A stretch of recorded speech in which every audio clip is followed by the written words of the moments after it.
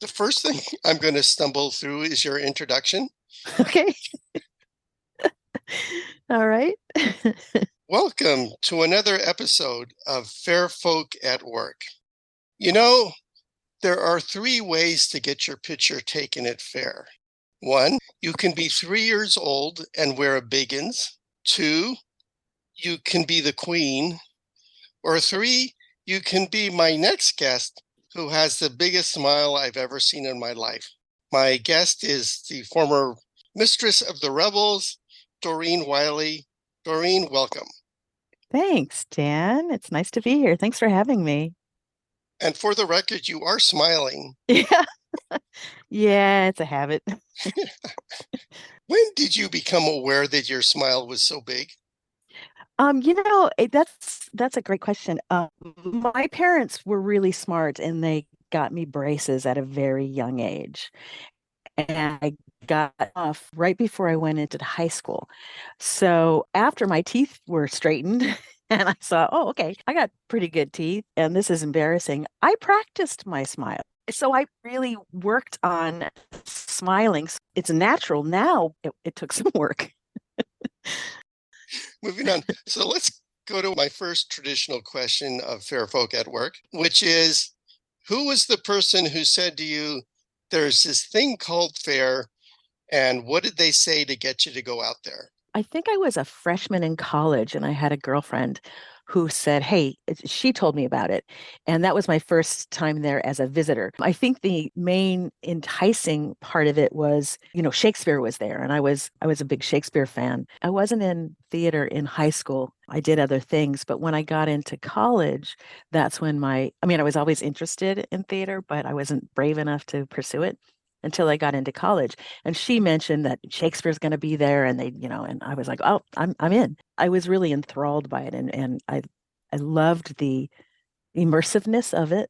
I loved seeing Shakespeare on the street. Back then, it was Greg Bell. He was pontificating and reciting things on the street, and I just thought it was magical. Other than Greg Bell as Shakespeare, do you have any other memories of what struck you as cool about the fair? On my very first visit, yeah, all the music and dancing was awesome. I was big into music and dancing. And, looking back, I remember it strikes me with just nothing but color and energy. How did you make the transition from visitor to participant? Well, I was dancing a lot at Orange Coast College and taking theater. And one of the individuals in my dance class, and we were cast in the same dance piece, was Robin Wood, who is Will Wood's wife these days. But at that point, she was married to a gentleman named Craig Fleming, who you may or may not remember from Jury Creek Stage. And Craig had done the fair since like he was in high school. And they said, you really got to come out and do the fair. So I came out and I joined Cuthbert's and did Cuthbert's with Robin. And that's how she met Will, was doing noon show with Will and doing the parades. And that was my very first year was Craig and Robin got me out there and I joined the parade guild. When they told you you had to have a fair character, what did you come up with? my my very first fair character's name was Phoebe Quickbottom. Good Lord. I know, right? That sort of encapsulates an era. Now, once I became engulfed in, I was performing, of course, everybody at the fair performs. But once I think it was probably when I became the mistress of the revels, I was looking for a new name. And of all people, Sue Honor came up with my name, which was Artemis Chevius. And I love that name, Artemis Chevius. I'm like, sweet. Thanks, Sue. Who discovered you and said, you got to be on this stage at the fair? I think it was Will, actually. It was Will. And he's the first one that gave me a role in the noon show. And Jay Paul was the Lord Mayor at the time. And my role was while he was on stage talking to, I think Judy Corey was who played the wife. I wasn't even on the stage. I wasn't even able to, allowed to get on the stage, but I walked in front of the stage and he stopped and I caught his attention and I just kind of flirted with him and then I think he was slapped by his wife and then he was brought back to reality. But that was the first thing I did. Making your smile work for you? Yeah, I guess so. What was your first speaking role, and do you remember what your line was? I joined the Reeves Tale cast on Drury Creek. I don't really remember my any of my lines, but I do remember some of the blocking where I was with Jeff Markle, and he was like one of the students with me, and then Craig was one of the students with the wife. And we did this thing where we were laying down and the guys were just like doing a plank on stage above us and we were frozen as the narrator talked. And I remember the look on Jeff's face because it was, 6 inches from my face because the stage was a frying pan. And his hands were just on fire and he had to be there frozen. I do remember that. I remember being on stage in my little kung fu slippers, Yes. and it was so hot. Yes. Yes. The stage would I had those kung fu slippers too. The stage would melt that rubber and come right through it. It was insane. And that was like normal. Like, Yes. Yes. It was just something you did. yeah. Let me back the chronological truck up a bit Okay. and say, before you went to Faire, how did you see your life evolving? In my fantasy world, I wanted to be a backup singer Really? for anyone. Yeah, because I love harmony. And I was in a singing group in high school. I just loved the whole concept. I still do love harmony. And I wanted to be a backup singer. I did listen to a lot of music, right? And would listen to those harmonies and the complexity and that all of those voices just coming together to make such unique and beautiful sounds. So it was mostly, groups that had really strong harmonies. Of course, the Beatles had good harmonies. Beach Boys had really good harmonies, things like that. And I just listened to those harmonies, and that's where my ear went. It not to the melody ever. It was always to the harmony. At that point, when you were listening to music, was there a particular group that you heard and said, I want to be in that group? Oh, that's interesting. Um, wow, a musical group. That's a really good question. I don't think I ever focused on a particular group that I would like to join. I was also big into musical theater. I loved that. I loved just the whole concept of singing and dancing and telling a story.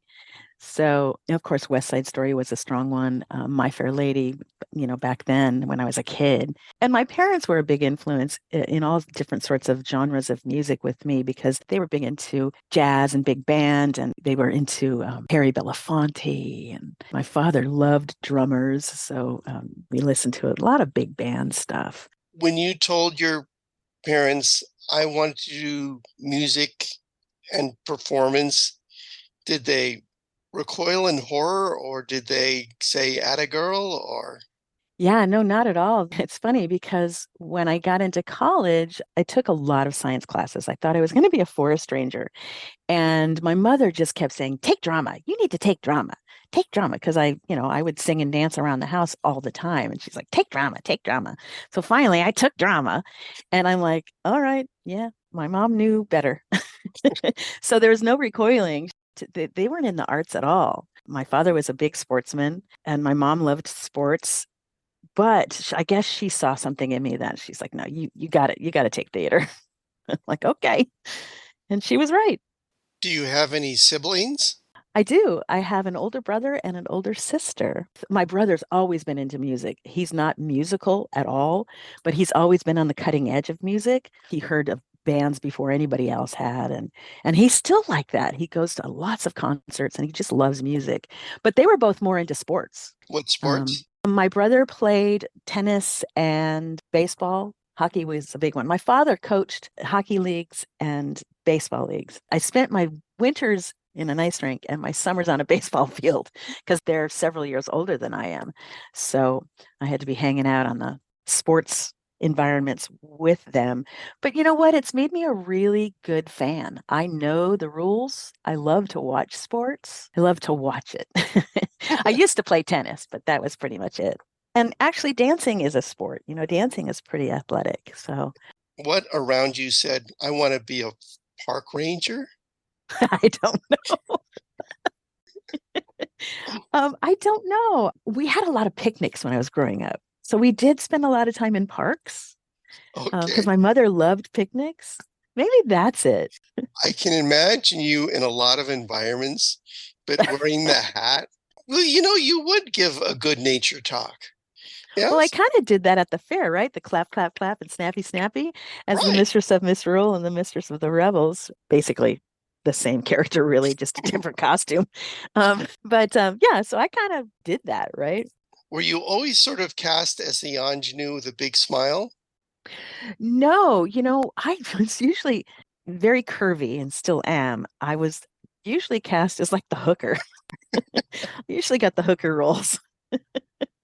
Were you the hooker with a heart of gold? Absolutely. Is there any other kind? So you did the Reeves Tale. When you were cast in the Reeves Tale, what were you told was sort of the company gestalt? Well, the Reeves Tale, the cast really tried to stick to a little more traditional language. It started with Jimmy Boris doing, introducing it in Chaucer's words. Yeah, of course we went for the comedy, but we mostly tried to stay true to language. I think that was very important to them. Of course, I was, they had been doing it probably 3 years before I joined the cast. So it was already established. I came in and tried to honor that. Do you know why you were brought in? Yeah, well, like I said, when I first joined, Craig had been doing the Reeves Tale. And when I first joined the fair, I did Cuthbert's. And then I worked in David Springhorn's booth my second year. He had a ceramics booth, and I worked in his booth for him. And then the year after that, I think one of the actresses was leaving. So they needed to fill that spot. And they just asked me to take over. And the rest, as they say. Yes, right. What did you learn about the fair audiences working in a booth? They were there to just enjoy themselves and have a good time. It was cool because I did have acting background, so I could really connect with them on a one-on-one basis when they would come up to the booth. And I think they enjoyed that. I think I was able to sell a lot because I made that connection. And, David's stuff's pretty cool, but I also was very personable. I didn't just sit there and wait for them to come up. I don't think I hawked much, but maybe it was the smile. And we go, oh, look at those teeth. And they'd come over. I don't know. But I did endeavor to make a connection with each and every person that came there. And I think, but the main thing to get back to answer your question was they were there to just have a good time. One thing that I really liked about the fair audiences, and this comes, I think, from Phyllis and Judy Corey, they were encouraged to play and put in a situation where they could not fail. Yeah. Yeah. And, but that, when you put a pair of fake breasts on somebody, You know what? I was just going to tell that. When you guys asked me to join Ye Old Tale of Good King Arthur, and we pull that volunteer from the audience onto that stage, it was so cool that we made him feel like he wasn't going to fail. I loved the fact that we'd ask him what his name is, and he'd say it's, Frank Smith or whatever. It's like, we'll just call you Bob. It's easier that way, And ladies and gentlemen, Bob. But you're right. We guided those audience members and made them feel like, yeah, they weren't going to fail. They weren't up there for our amusement, for us to make fun of them at all. They were up there to help us out, and we treated them as a cast member and with honor. was it you the one who stood behind the volunteer and did the raising the arm thing Yeah, because we yeah, want a big cheer? And right. then you did the half raise to get the half laugh. And you kind of got the sense that the guy was liking it. Uh-huh. Yeah, Oh, they did enjoy it after a while, and yeah, like you said with those fake breasts, they became a part of the show. And like I said, people were there to have fun and to play. And we did. We played with them on the stage, and it was really, really fun. did you ever get to play on the street much?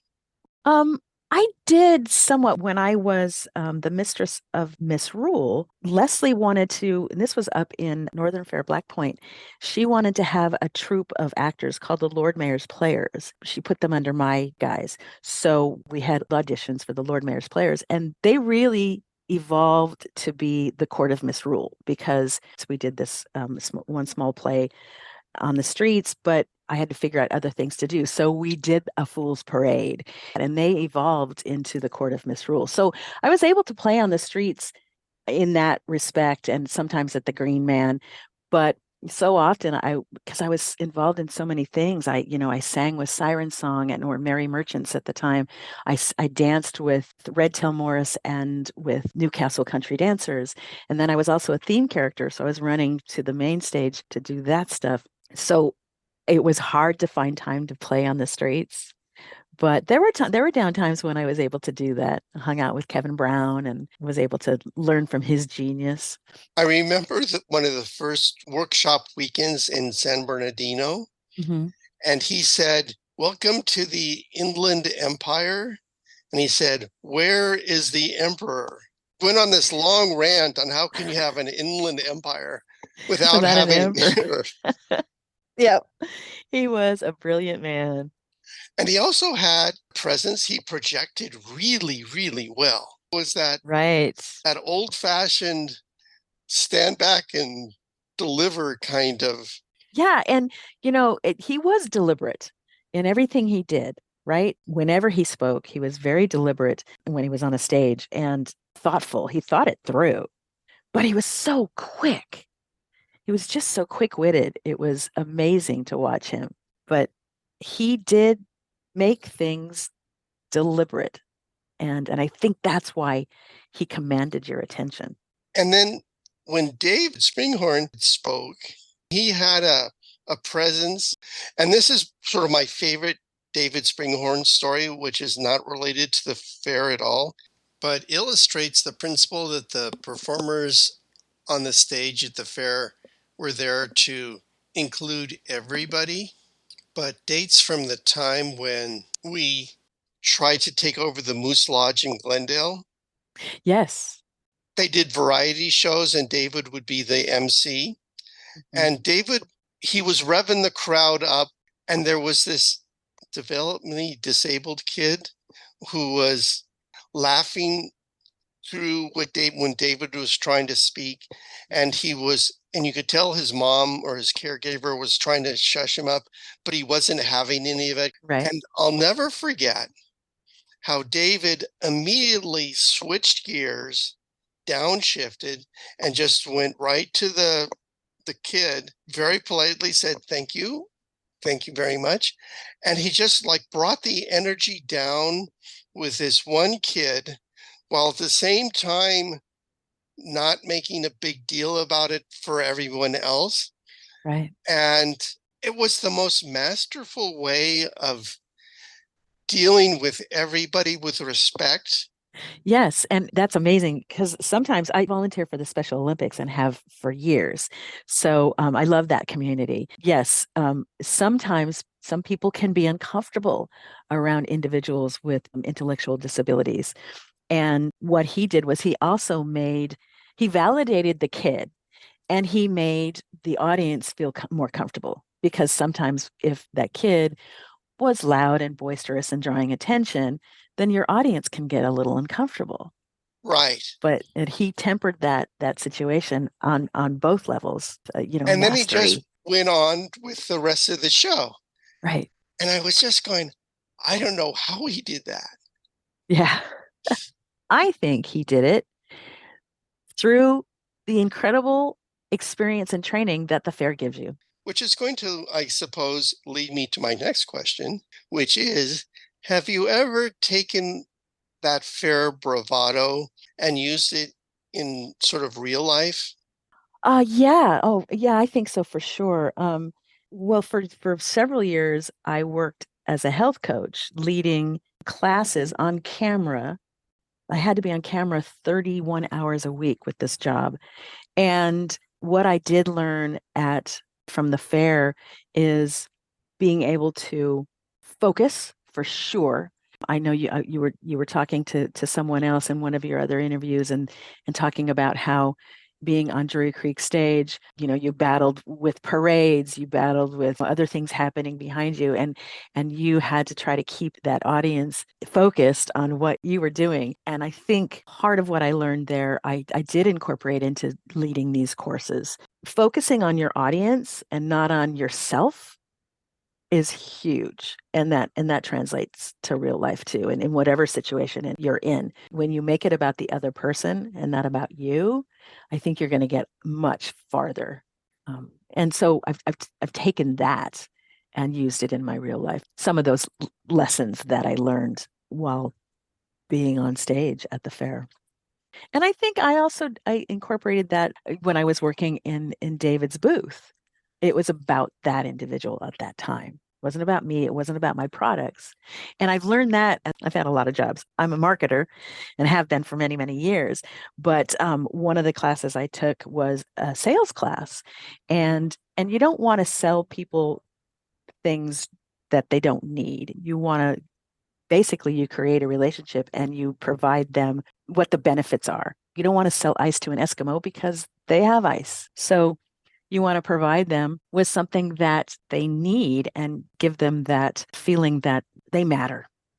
People, I think, just want to matter. One of Yeah. the things I think that Phyllis et al. Set up in the fair was that as a performer, it was a great place because people were there to be entertained. Yeah, they want to like you.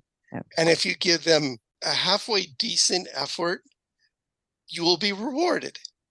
Yes, yes. And if they see that joy in you, right? If they see that you're enjoying what you're doing, then then you've won. Also, that's one of the fun things about the fair when you're on stage and you're doing stuff, if you forget your lines, I've been on stage with you numerous occasions when things just went horribly awry, but we had a good time with it. And so did the audience when that Right. happens. On the other end of the always competent on stage spectrum, I remember Luisa as the queen, just commanding the stage.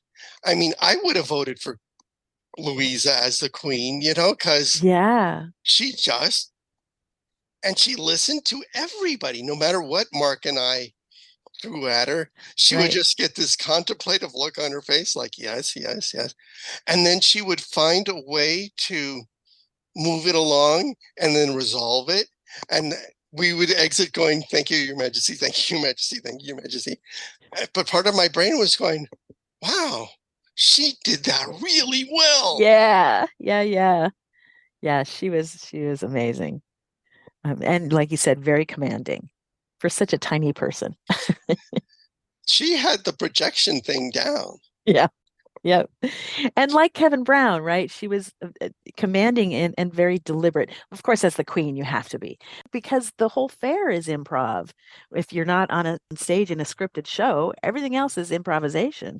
So, which is one of the really great lessons I learned at the fair was improv. Best training ground for improv anywhere. But she was quite demanding and very deliberate in all of her movement and her speech. I think maybe being the queen, she had a little bit of advantage because I think as the queen, you can speak slower and more deliberate, which gives you time to think about what you want to say, you know. So she was very good at that. Well, our shows were a lot more dependent on direct audience participation. Yeah.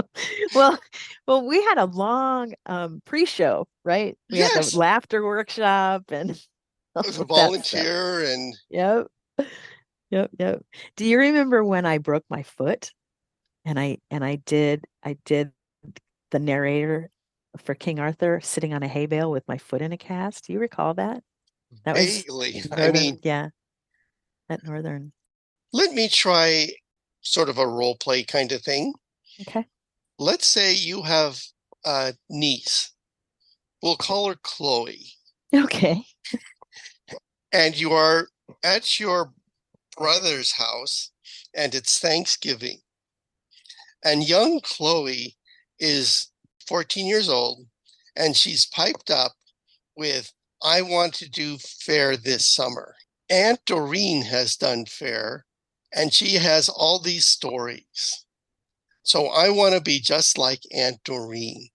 At which point your brother and his wife look at you and you say, I say the Faire is a great place to come out of your shell. If that's something that's hindering you, it's a great place to meet and make lifelong friends. It's a wonderful place to explore all aspects of life, commerce, art, music, dance. It's a wonderful place to discover who you can be. Thank you you. mentioned at the fair you sort of had three hats you wore simultaneously, the dancing hat, the singing hat, and the acting hat. Which one spoke to you the most? And if you could only pick one, which one would it be? While at the fair Mhm. or in my real life? Okay, at the fair. I think the dancing. I think the dancing. If I only could do one, dancing, I get to move to music. So I enjoy the music anyway. And there's some acting in there too, some performing for sure, some flair that you throw in. I viewed dancing with those groups is not dancing, not just in your feet, but it needs to happen on your face too. And I feel like that about any sort of dance. The joy should come in your face as well, because that's what's going to make people watch the dancing when those dancers are truly feeling joy and showing it.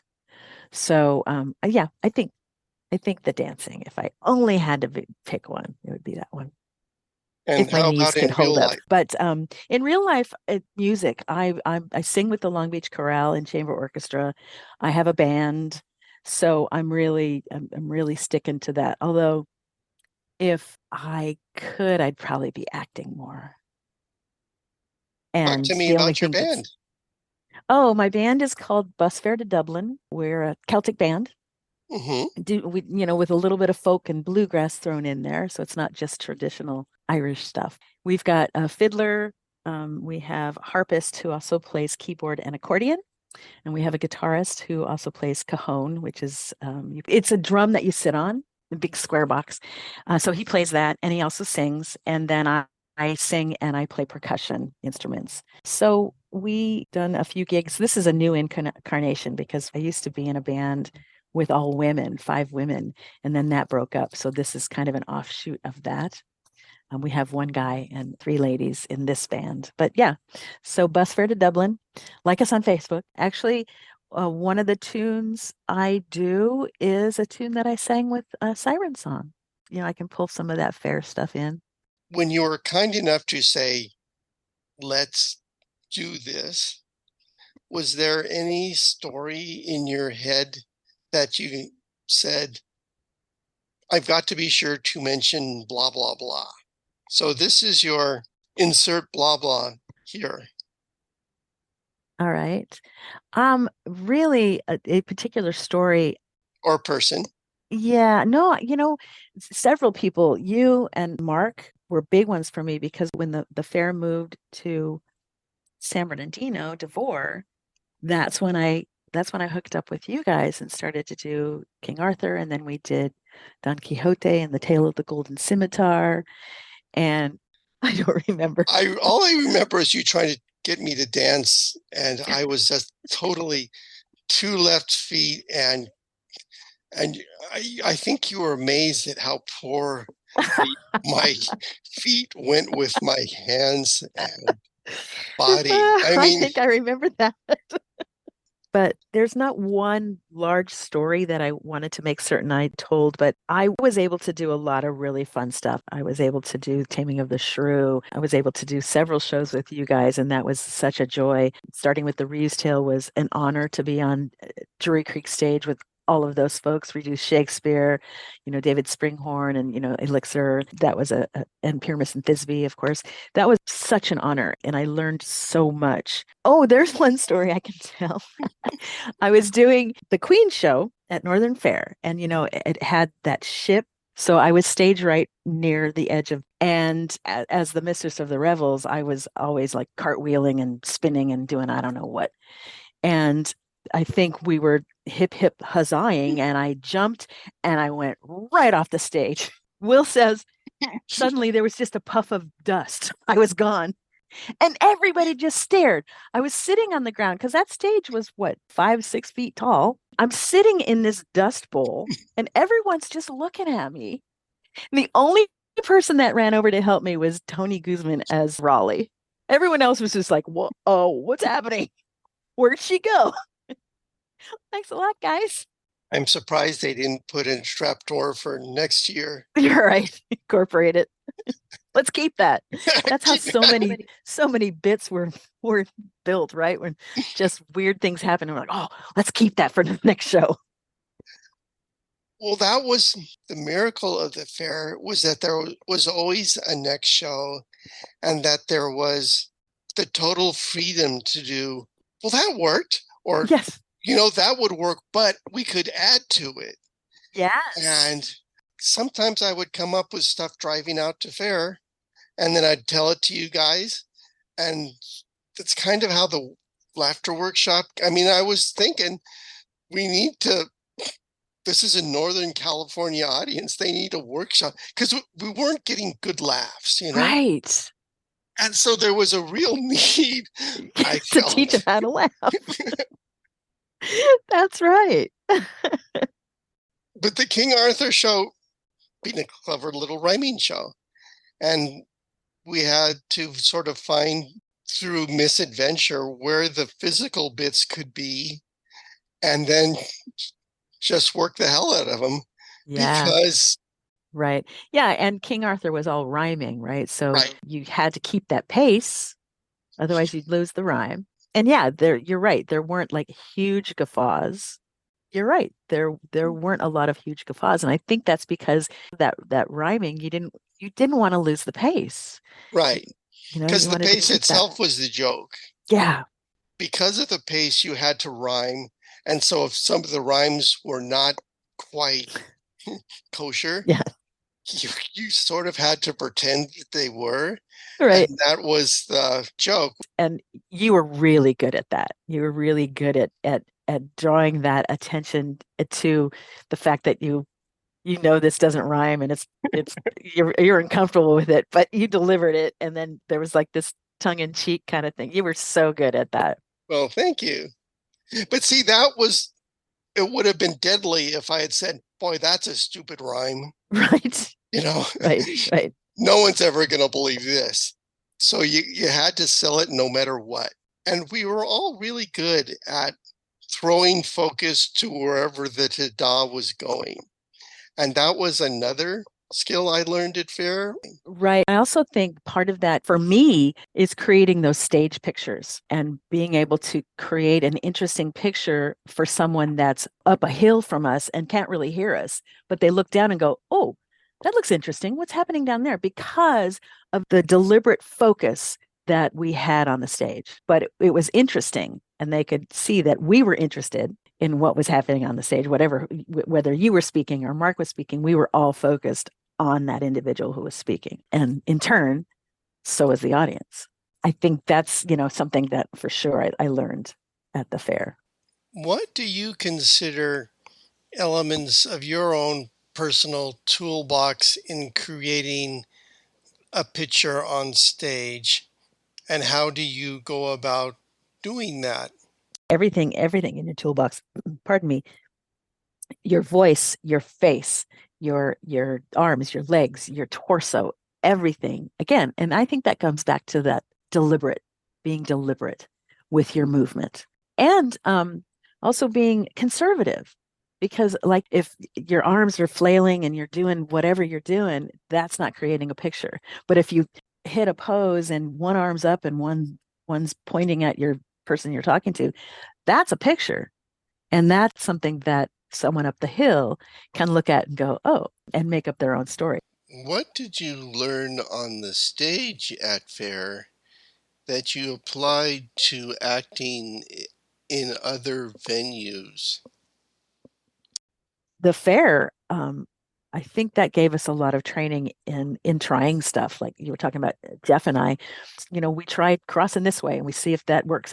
And again, going back to the Faire, we know how to give that person focus when they do something and when they're speaking. We're not in our own heads thinking about what we're going to say next. We're acting is reacting. And so you're focused on what your partner is saying and doing. But if you are in the moment, sometimes you're driven to walk over to them and get in their face, or sometimes you're driven, however you're feeling, to walk past them and speak to them with your back to them, or whatever you're going through with that character, that moment.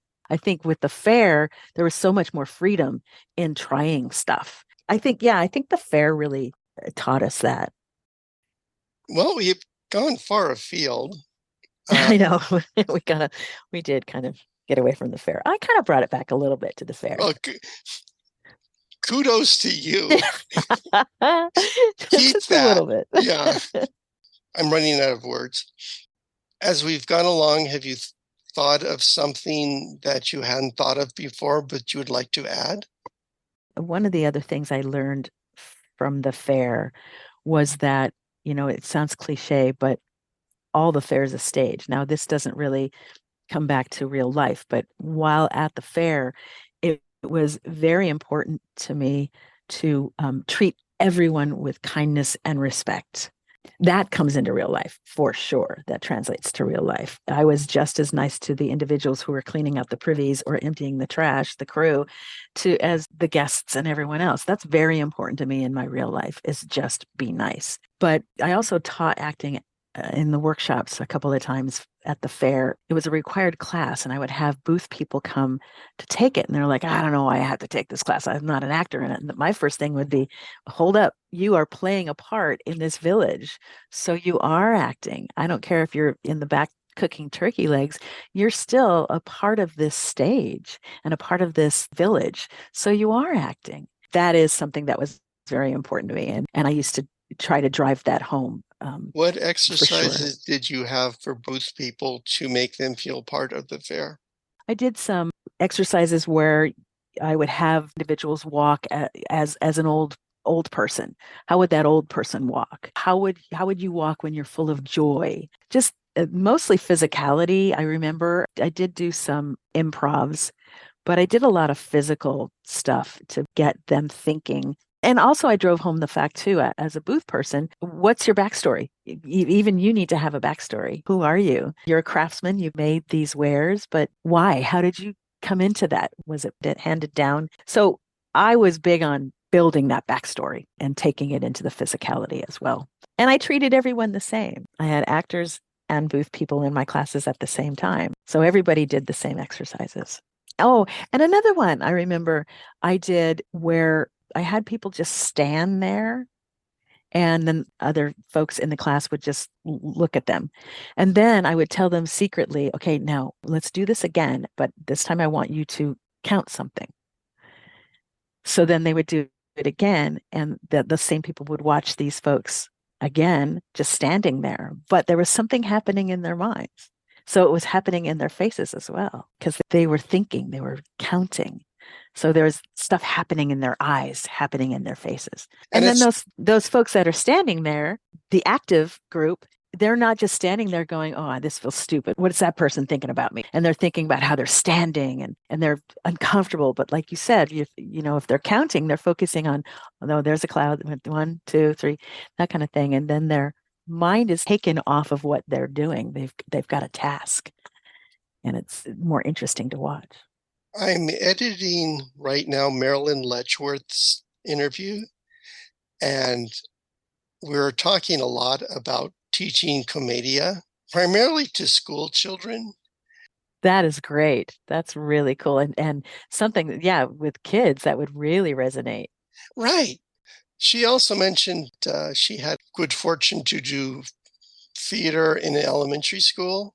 I was on the board for a children's theater here in Long Beach, and it's a wonderful experience. Teaches you tolerance, and that's just not for kids. I mean, even as an adult, theater is really helpful because it does teach you that. It does teach you how to get along with other people and different personalities. It teaches you how to work together for a common goal. And that's really important, I think, in life. It's a good skill to have as a kid. I think theater as a child is really fortunate if you're able to do that and you have a supportive environment. I learned it later in life. I had a really supportive environment, but I entertained and sang and danced around the house. And it wasn't until I got into high school that I sang in the choir. And then in college, that's when I started to get into acting and spending 10 hours a day in the dance studio. It's so important to have support around you for whatever you choose to do. I'm going to go to my last question, which is All right. another improv moment. Okay. Say you live in a world where there is the Phyllis Patterson Award for Achievement in Faire. The band has been told to sit on their hands. You can take as long as you like, but give me your acceptance speech to the Phyllis Patterson Achievement in Faire Award. Well, first of all, I want to say that it's an honor to receive this award. It's a surprise and an honor. I'm going to take the time to thank people that have made a tremendous impact on my Faire experience. Of course, Phyllis and the whole Patterson family for creating and allowing me to be in this environment. I was able to ride in the joust. I learned all sorts of traditional dances that I wouldn't have been able to learn in college. I sang amazing tunes. I learned from amazing people. Linda Underhill, Will Wood, those crazy guys, Mark and Dan. Thank you very much, you guys, for including me in your shows. It's been a blast. All the actors on Jury Creek back in Agora. This is just going to go on as a bunch of thank yous, but I wouldn't be who I am today were it not for all of those people involved in that wonderful environment that I was included as part of the family. So thank you for this award. And I couldn't have done it without you. I like the smile and you're holding up the award, just like it's destined for your mantelpiece. Right. Yeah, honestly, it's all about the tremendous, wonderful experiences and memories and learning that I was able to get on those village streets in Chipping Under Oakwood and the like, and just the freeness, the freeness to try stuff, and that's what the fair was all about, to just get in there and play, Exactly. and yeah, I'll treasure that. That was my August 2023 interview with Doreen Wiley on Fair Folk at Work. Questions or comments you'd like me to pass on to Doreen can be sent to me at djng at earthlink.net. Questions or comments for me can also be sent to djng at earthlink.net.